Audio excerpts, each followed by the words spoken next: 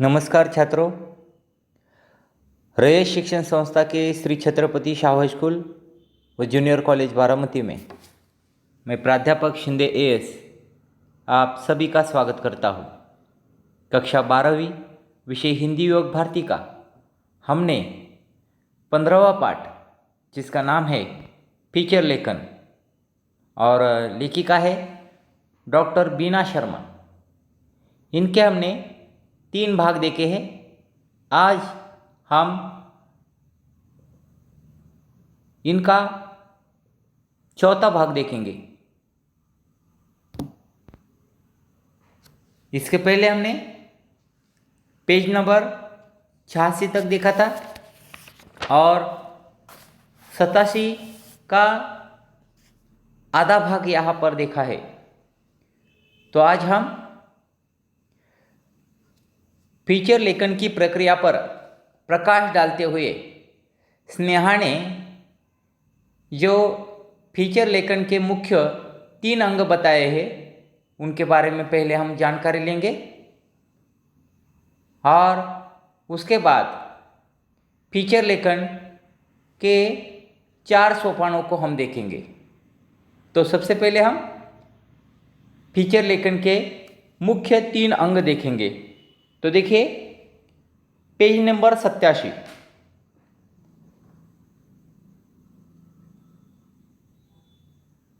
विषय का चयन।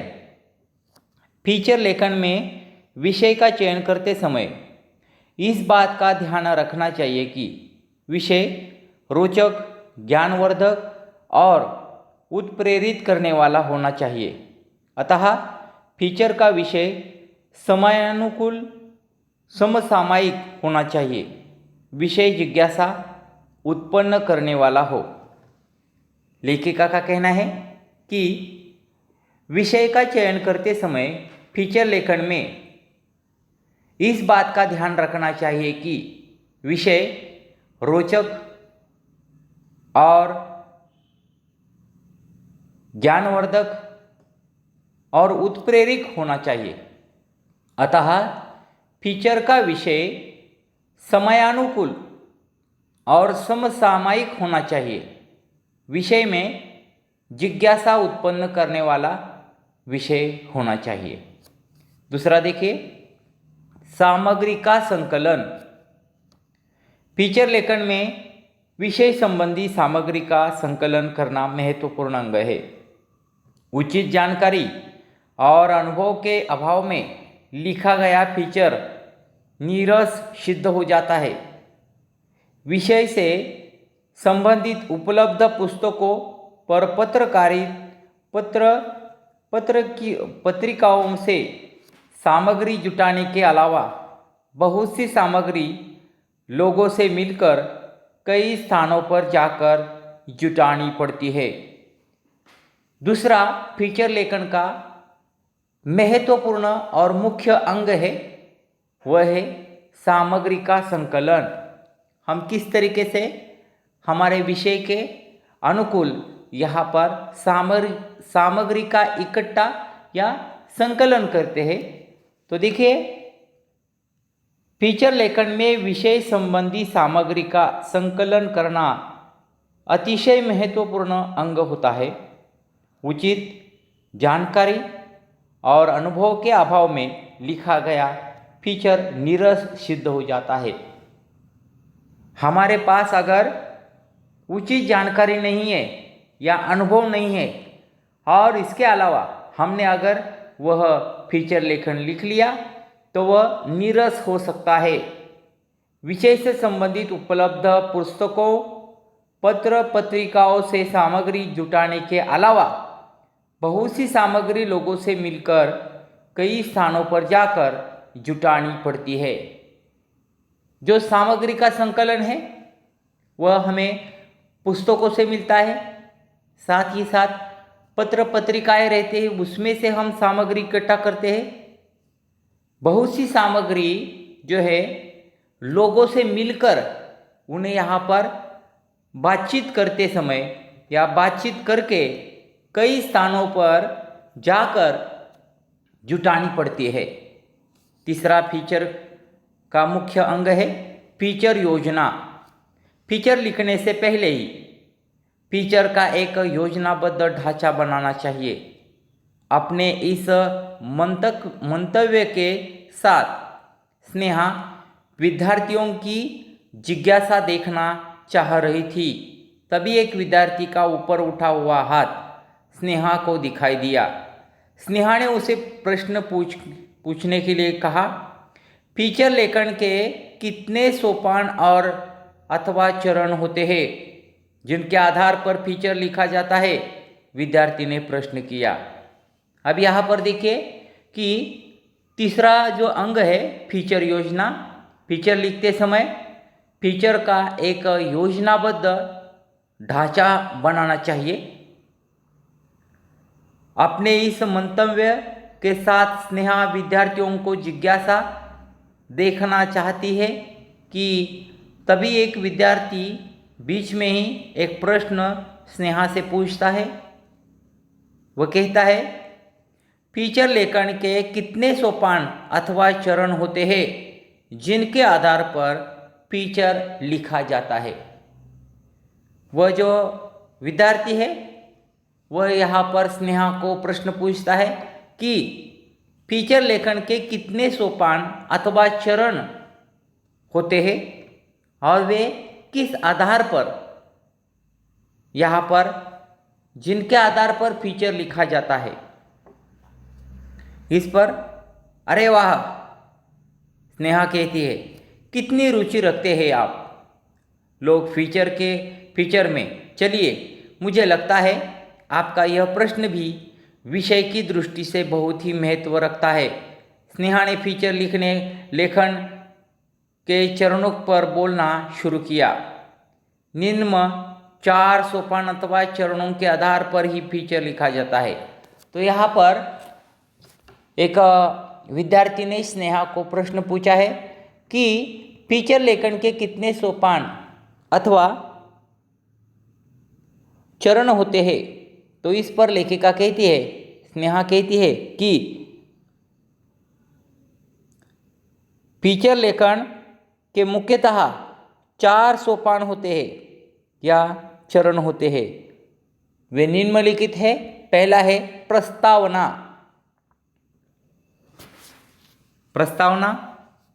प्रस्तावना में फीचर के विषय में का संक्षिप्त परिचय होता है। यह परिचय आकर्षक और विषयानुकूल होना चाहिए। इससे पाठकों के मन में फीचर पढ़ने की जिज्ञासा जागृत होती है और पाठक अंत तक फीचर से जुड़ा रहता है। प्रस्तावना, पहला जो चरण है अथवा सोपान है वह है प्रस्तावना। हमारी प्रस्तावना संक्षिप्त में यहाँ पर होनी चाहिए। यह हमें आकर्षक और विषयानुकूल होनी चाहिए, जैसे कि इससे पाठकों के मन में फीचर पढ़ने की जिज्ञासा जागृत होती है और पाठक अंत तक फीचर से जुड़ा रहते हैं। दूसरा यहाँ पर चरण है विवरण अथवा मुख्य कलेवर। फीचर में विवरण का महत्वपूर्ण स्थान है।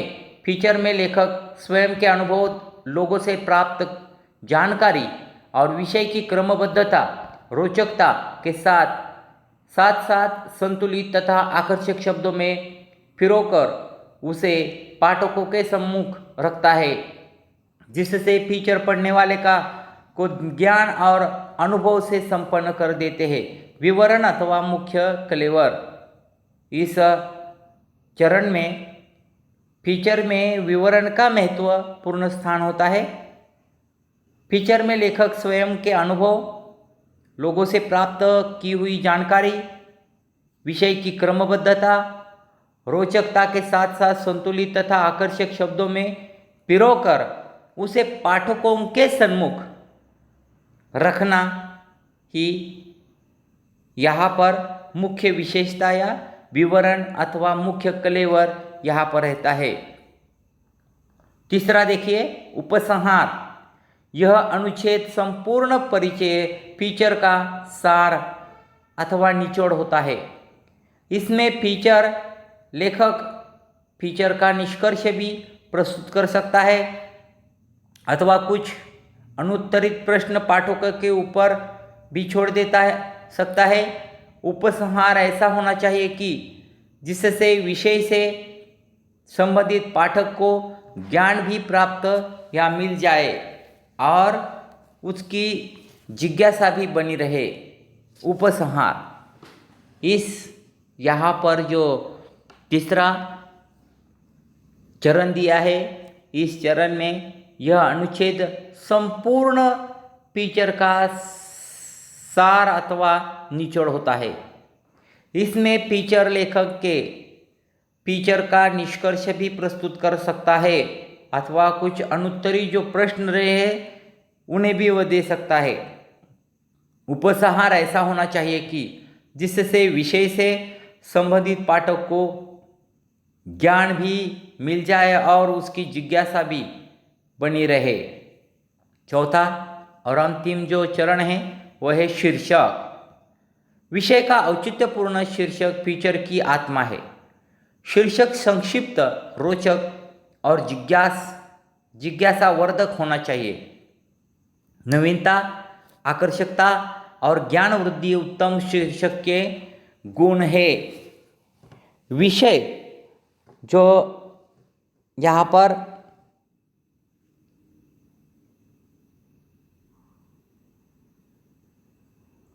चार सोपान बताए हैं, उसमें से चौथा जो है यहाँ पर जो है शीर्षक। विषय का औचित्यपूर्ण शीर्षक ही फीचर की आत्मा होता है। शीर्षक संक्षिप्त, रोचक और जिज्ञासावर्धक होना चाहिए। नवीनता, आकर्षकता और ज्ञान वृद्धि उत्तम शीर्षक के गुण है। आपने फीचर पर मेरा व्याख्यान ध्यानपूर्वक सुना। मुझे लगता है आपकी शंकाओं का समाधान होगा। इसलिए मैं आप सभी को हृदय से धन्यवाद देती हूँ। कहकर स्नेहा कुर्सी में बैठ गई। हॉल विद्यार्थियों की तालियों से गूंज उठा। यहाँ पर जो स्नेहा का जो संभाषण चल रहा है उसमें से यहाँ पर जो उसने फीचर संबंधी जो जानकारी यहाँ पर छात्रों को दी है, विद्यार्थियों को दी है, उसमें फीचर लेखन की विशेषता तथा फीचर लेखन के मुख्य 3 अंग और फीचर लेखन के 4 सोपान अथवा चरण, इसके बारे में यहाँ पर बहुत महत्वपूर्ण जो विश्लेषण जो है वो यहाँ पर छात्रों को उन्होंने बताया है। मैडम कहाँ खो गई है आप? एक पत्रकार ने स्नेहा की ओर गुलदस्ता बढ़ाते हुए कहा। जी, स्नेहा चौंक उठी। देखा तो सामने एक जाना माना पत्रकार था, उसका भी फीचर लेखन क्षेत्र में एक नाम था। अरे आप भी तो एक विख्यात फीचर लेखक है, स्नेहा ने गुलदस्ता स्वीकारते हुए कहा। अब यहाँ पर बीच में ही जो स्नेहा अपने बीते हुए दिन में जो गई है उसे फीचर लेखन में या फीचर लेखन के विषय संदर्भ में उन्होंने जो जिस कोर्स के लिए वह ज्वाइन हो गई थी या एडमिशन लिया था, वो सारी बातें स्नेहा को याद आती है। और इस बीच यहाँ पर एक पत्रकार आता है, वह कहता है मैडम कहाँ खो गई आप? और वह बीते हुए ख्यालों से स्नेहा बाहर आती है और वह कहते हैं कि आप यहाँ पर, उसका भी फीचर लेखन के क्षेत्र में एक नाम था उस पत्रकार का। और अरे आप भी तो एक विख्यात फीचर लेखक है, स्नेहा ने गुलदस्ता स्वीकारते हुए कहा। जो उन्होंने भेंट के स्वरूप गुलदस्ता लाया था वो यहाँ पर स्वीकारते हुए स्नेहा ने उन्हें यहाँ पर धन्यवाद कहा है। मेरे विख्यात फीचर लेखक होने में आपका बहुत बड़ा योगदान है, पत्रकार ने कहा। मेरा योगदान? वह कैसे?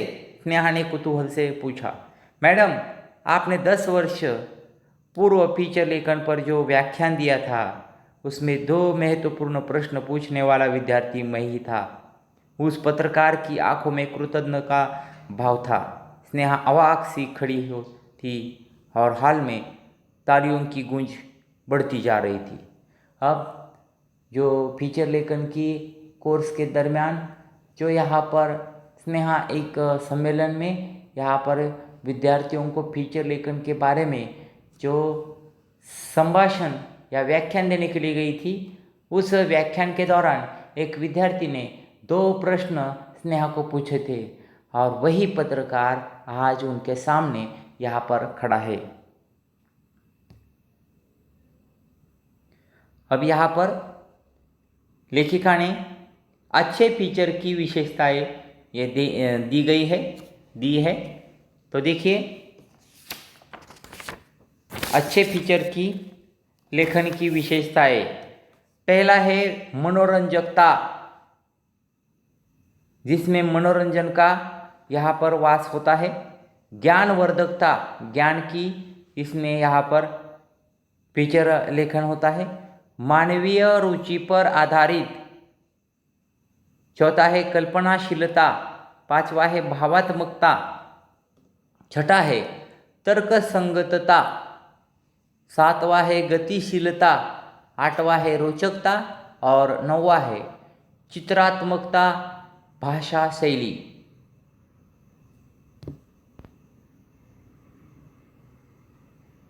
अब आगे लेखिका ने फीचर लेखन किस तरीके से यहाँ पर लिखा जाता है उसका एक उदाहरण दिया है। 79 पेज पर देखिए, फीचर लेखन प्लेयर के अवार्ड ने बना दिया चैंपियन। तो किस तरीके से यहाँ पर फीचर लेखन होना चाहिए इसका उदाहरण दिया है। तो आइए हम यहाँ पर फीचर लेखन को पढ़ते हैं।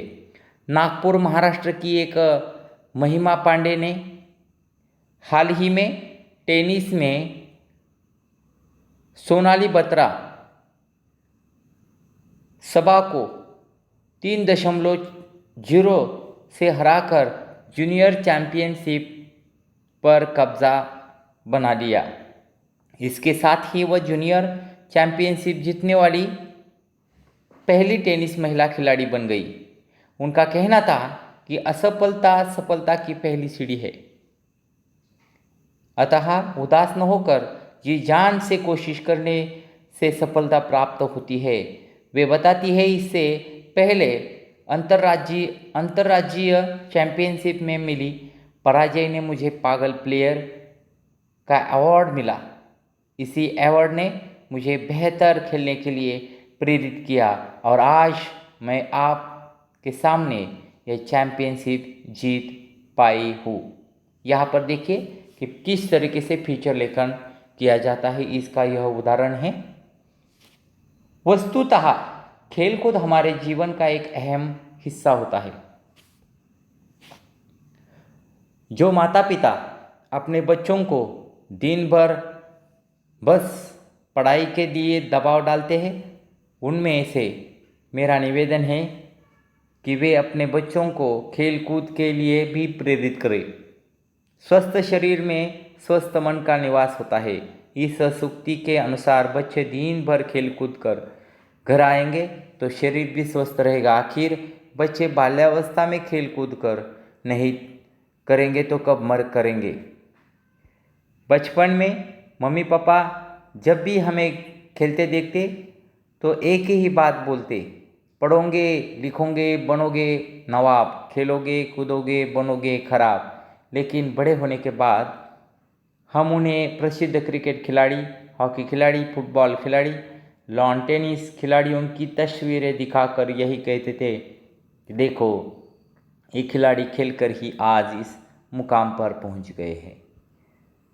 देखा जाए तो खेलकूद आज सफल कैरियर की रूप में सामने आ रहे हैं, जिनमें से नाम है और दाम भी। कबड्डी भले ही टांग खींचने वाला खेल है, पर आज इस खेल ने भी एशियन खेलों में अपनी जगह बना ली है। खेले चाहे जो हो, व्यक्ति को स्फूर्ति प्रदान कराता है। मेरी भांजी रिया का कद छोटा था, डॉक्टरों ने भी उसे बैडमिंटन और बास्केटबॉल खेलने की सलाह दी। बॉक्सिंग, एथलीट, रग्बी तो है ही। इंडोर गेम्स में शतरंज और टेबल टेनिस में ऐसे खेल हैं जिनमें नाम और दाम दोनों कमाए जा सकते हैं। आज महिला घर के सारे काम तो करती है, साथ ही साथ समाज, राजनीति, चिकित्सा, कृषि, यहाँ तक कि रक्षा क्षेत्र में भी अपनी पहचान निर्माण कर रही है। हमारे सामने कई ऐसे उदाहरण हैं जिनमें पुरुषों ने ही नहीं बल्कि महिलाओं ने भी आरंभिक असफलताओं के बावजूद बिना हिम्मत हारे, बिना निराश हुए खेलों की दुनिया में अपना स्थान बना लिया है।